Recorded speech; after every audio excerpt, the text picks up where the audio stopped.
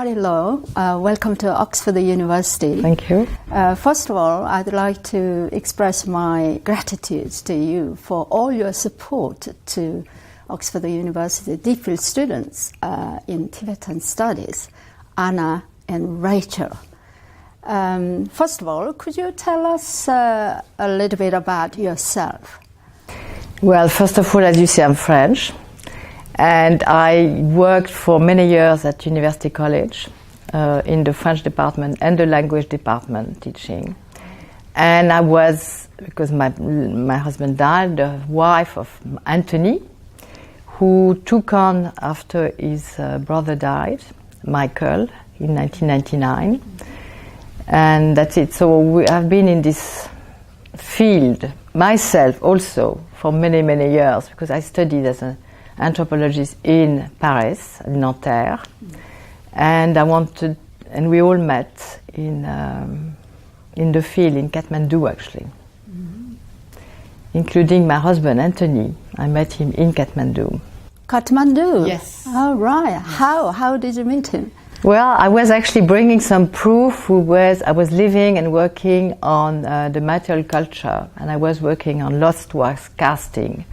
And I had written an article for Kailash, right, which was this specialized magazine, well, not really magazine, done by Hal Kuloy. It was at that time representative of UNICEF in Kathmandu. And Anthony was traveling from Bhutan all the time, and he was visiting Kathmandu.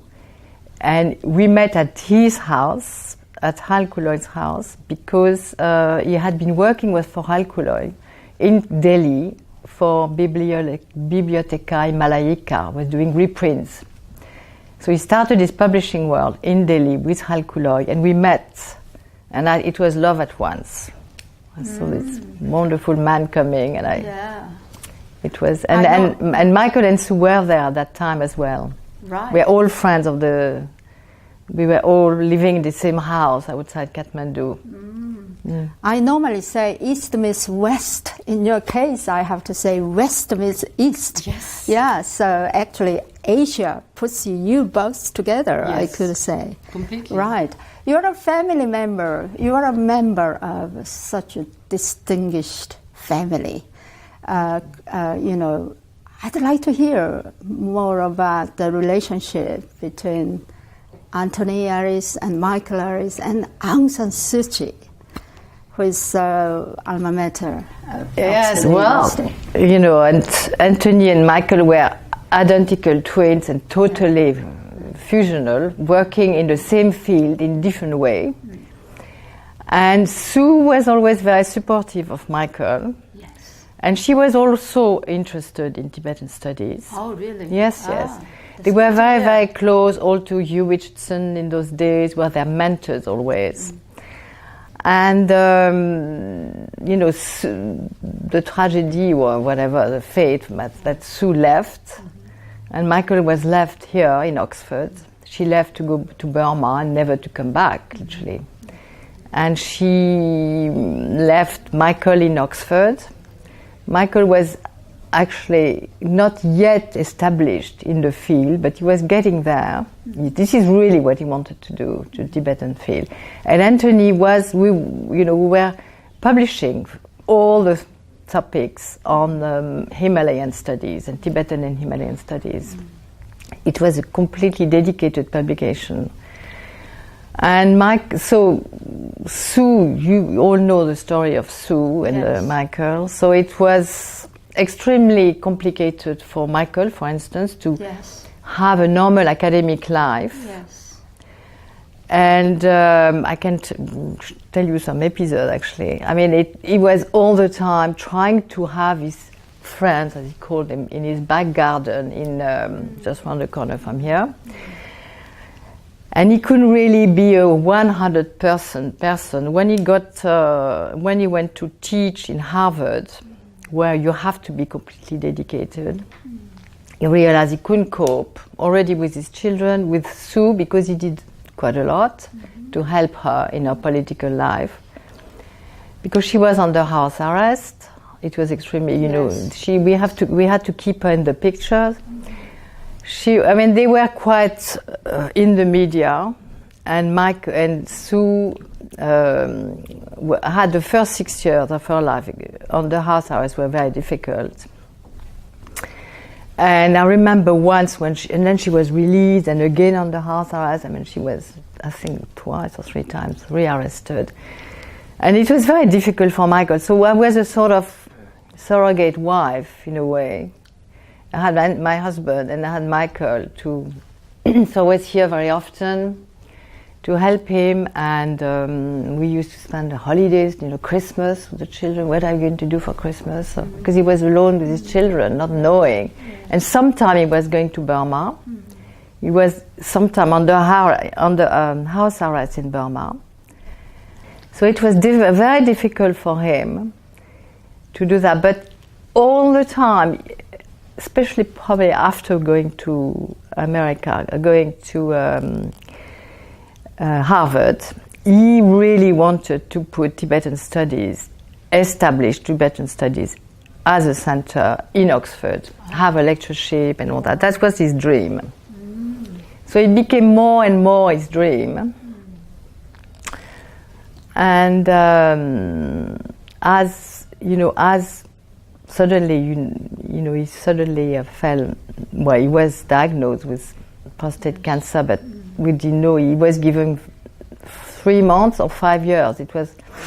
But I think he was extremely ill, and he went down very, very quickly.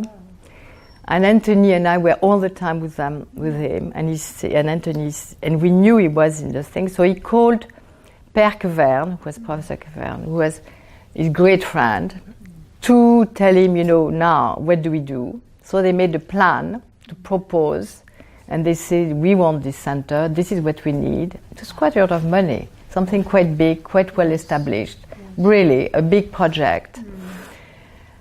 And I remember Père coming for a weekend here, we discussed and all that. And it was very difficult between the twins. One was seeing almost himself dying because they were so identical. And Michael passed away, and Anthony took it on immediately. He told Anthony, now it is for you to take on. Right. So that's how it happened. I see. Yeah. Especially even during Aung San Suu Kyi's absence. Obviously, as a family members, you and Anthony played a major role to keep Michael going at Oxford with the family and in the academia. Well, actually, we had an interview with the then Pro-Vice Chancellor, Nick Rawlins, Professor Nick Rawlins. He praised about Aung San Suu Kyi, and also we had an interview with Professor David Cranston, who was Michael's GP. And he also praised Michael, how he coped with all those difficulties, even when he was seriously ill. But if we look on bright side of it, is maybe because of both Michael and Aung San Suu Kyi having spiritual leaders of the world, not only Burmese people, but also the world. Especially I was very impressed with Aung San Suu Kyi's story, especially when she was under house arrest. Playing the piano was a great comfort. She must have missed her family enormously, especially children and Michael. But she has, she has gone through all that for her country. Yes, it was extremely difficult actually when Michael was dying, that she didn't go. She couldn't come here. Yeah. Once a year I go and spend a few days with her alone, where we can talk. And I've just seen her in January and all that, but we have talked a lot about everything, and she said that there was no choice. She just had to do it. Yeah, because of your family background, with all those you just mentioned. You must have traveled in Asia a lot. Yes, a lot. Could you share some good memories or any special memories with us, please? Well, I mean, we traveled a lot. First, I loved Asia, so I was already traveling in Asia myself. Anthony loved the Himalayas. Oh, right. And Michael Has he was... climbed? No, he was, because he loved Bhutan was there a lot, because Michael had been, his first job when he left after Durham, when he did read history, was to be the tutor to the royal family in Bhutan. Really? Yes. Oh. So he went to live, like very few people did, in 1969 or 67. So he was there teaching the royal family, he attached to the royal family, became very close to the king, learned. Michael was extraordinary with languages, he spoke, he was brilliant, and he was an historian, but also a linguist. He spoke beautiful Tibetan, beautiful Bhutanese, and he was living there. So Anthony, as his twin, was visiting him all the time, and they were allowed to travel all over together. Bhutan. Right. So they had actually these things which I've given to the Petrivers and which I will continue giving, the description of their trip to their parents, actually. In those days you were writing letters and all that. And Sue also joined them in Bhutan, but at that time I did not know them. And we all met in Kathmandu, and then when we got married, I got married, Michael was already married when I met him. And then we, for the books, for the publications, we always traveled quite a lot. So we are mainly in Bhutan, Nepal. We did quite a lot of books on Nepal, India, of course, but always Himalayas. And we did extensive travel, and it was fascinating at that time, really fascinating. Mm. So every year we were going, and I'm still going every year. Mm. I can't be without going to Asia. Mm. Mm. Obviously, you really enjoyed being family. Yes. Yeah, with them. Yes. How do you remember Michael Aris and Aung San Suu Kyi as people? As people or as a couple? As people, they were, they were well, as extremely. Couple first. They were no, they were. Michael was actually very different from Anthony, from his twin. Really? He was very. Twins you always have. You see in Tibetan, you have sun and moon. Right. So they are complementary. Chanda, they are complementary. That's interesting. And Michael was more an academic, more formal. Right. And Sue was always, she was so small, and Michael was. They were quite big, both of them, but they were. They had, I don't know how to describe them. They were both quite academic, really interested by academic life, that's absolutely sure. And they only wanted to, they immediately wanted to live in Oxford, and they told me, this is where we want to live and die. Yeah. I know Aung San Suu Kyi was keen to be a good wife, a good family member. Yeah, but she was writing books, she was working in the library, she was already, working, and she was helping, and she was very, very supportive too, and she pushed him. He did his PhD when he was married at SOAS, and then continued, and he was a fellow for different colleges in St. Anthony and St. John's and all that. So he was having an academic life, and she was totally encouraging that. Yeah. Absolutely, that was due to her father and political background. She entered that. Yeah, and they always had a stream of visitors. It was a United Nations, their house in Oxford, but very discreet about everything. Sue was very discreet. She was not allowed. It was extremely complicated for her to be in Burma in those days. Mm-hmm. And politics in Burma were extremely complicated. So she was, I think, suffering a lot from not being able to be there as she wanted to. And but they had a lot of Burmese people coming. They had people from all over. Yeah, they were an open house always. Oh right, I see. Very, very open and very articulate about a lot of things. And Michael wanted this sort of family support also. It was difficult to. It was fascinating and all that, but he was, after that, all the time he was traveling here, traveling there, traveling at the same time as wanting to continue his academic life. So okay, Marie-Laure, your husband Anthony and Aung San Suu Kyi's husband Michael, they are twin brothers. Yes. How did the relationship play out? Twins are twins, and I can tell you when Michael died, Anthony lost half of himself and took part of Michael. It was extraordinary. They were totally dedicated to each other. There's something you can't explain. Twins are, there's a link which is so strong. And they had also this interest from very early. They had it when they were in boarding school, to be interested in Tibet.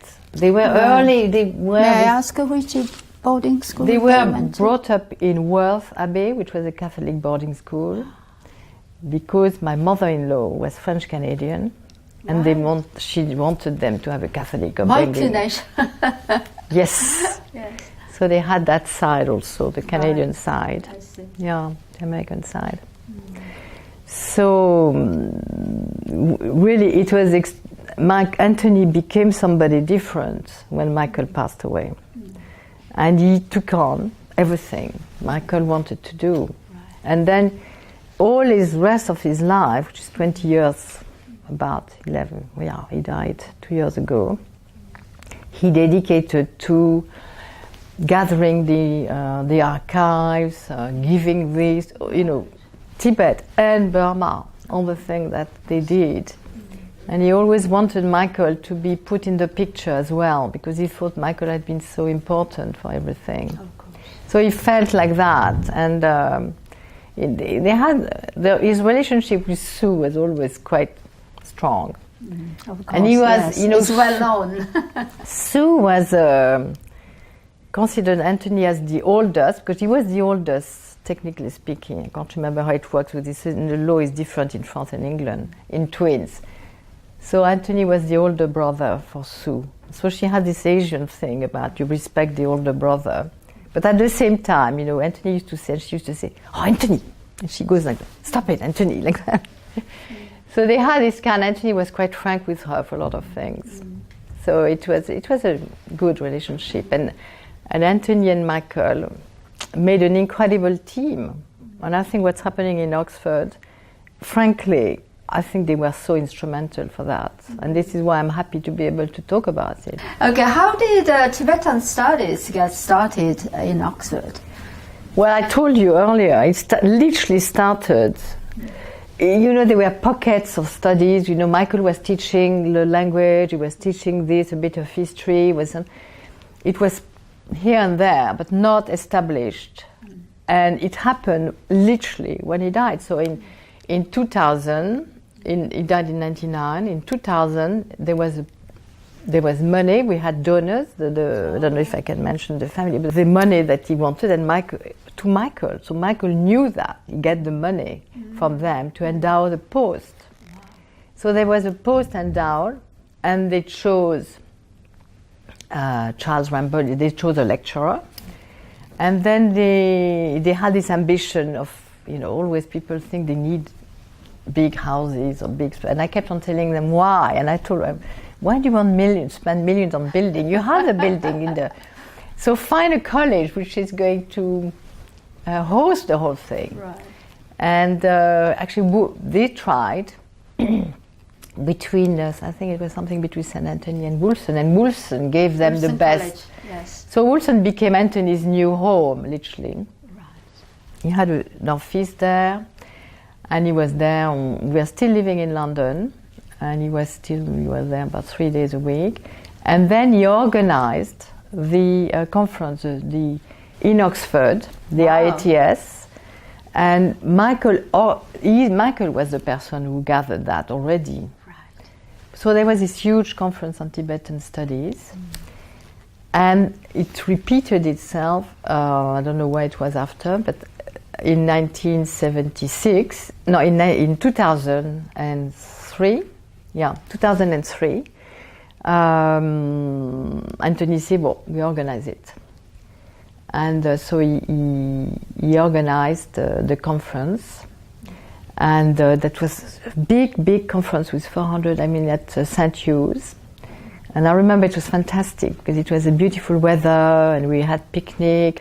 It was a great success. And for Anthony, it was very important to do that. And also something he did was he did this memorial trust, Michael Aris Memorial Trust for Tibetan and Himalayan Studies. So he created this charitable trust that was quite important, and he went.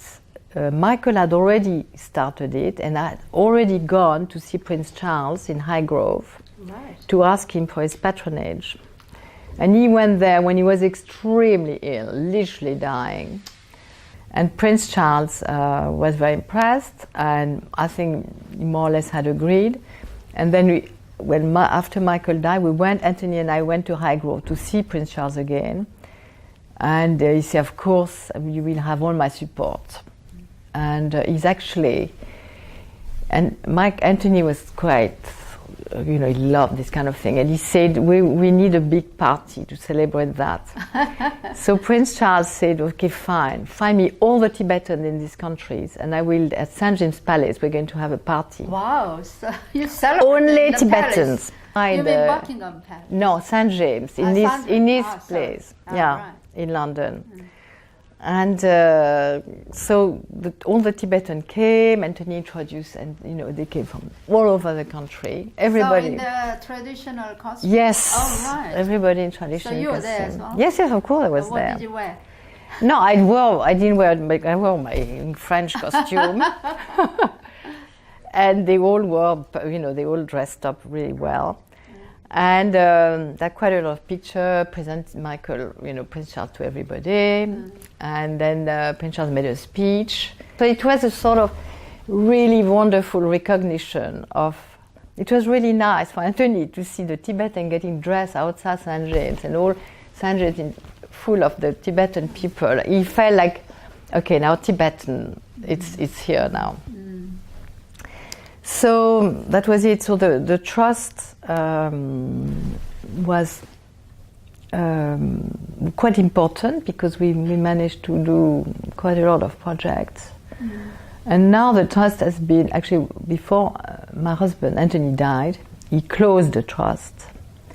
And I just found actually, and I brought it today, the letter that he sent to Prince Charles to say, I'm sorry, but I have to close it. But it has now been absorbed by Wolfson. So there's also a lot of things, and it's really wonderful to see it going.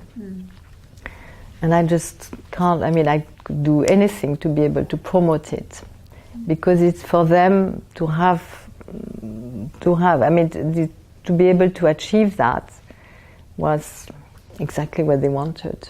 And I hope it develops and stay for a long time. Yeah. You can see this two different students, Anna and Rachel. Yes. They even before, in 1976, when you started that, probably nobody would expect. This going on this way. So you must be very pleased, and I'm very pleased, and your family member as well. And the library I mentioned also. The library was very important also. What they did a lot. They had also money for that. So for 5 years they had a librarian, and they built up a very important library on Tibetan Studies. Right. So that is really what Oxford is about. Okay, my final question. Why do you consider the oral history of a Tibetan Studies project to be important? Why? It's important for me in two ways. It's important for Tibet because it shows that a lot of people from very early stages were interested in the topic and totally dedicated to it. and that it is developing. And I think it's always interesting to see how things start. I'm not an historian, but I'm an anthropologist, and I always think of course, Tibet is my Himalayan studies, really. It should be said. It's my heart, and I think it's important that it deserves a really thorough study, permanent study. But it's also important to see how things can start if you really believe in it. It was an obscure subject, but it was obscure because it was unknown. Literature in Tibet is as big as French literature, apparently, according to some of the scholars there. I don't know the extent. It is vast. So the field of study is vast. I think for the environment also it's probably vast. there are all sorts of things. It's such a special place. So I think for the topic it's important, and also for the how do you call it, transferable skill, as we call it in academia, that people see how things have started. I think I like the idea very, very much. And of course I like the idea because it's a way of being able to talk about two human beings I really loved and did so much for it, and are no more there. Wow. Inspirational and extraordinary story. I've thoroughly enjoyed. Merci beaucoup, Marie-Laure. Merci, Au revoir. merci, au revoir, merci.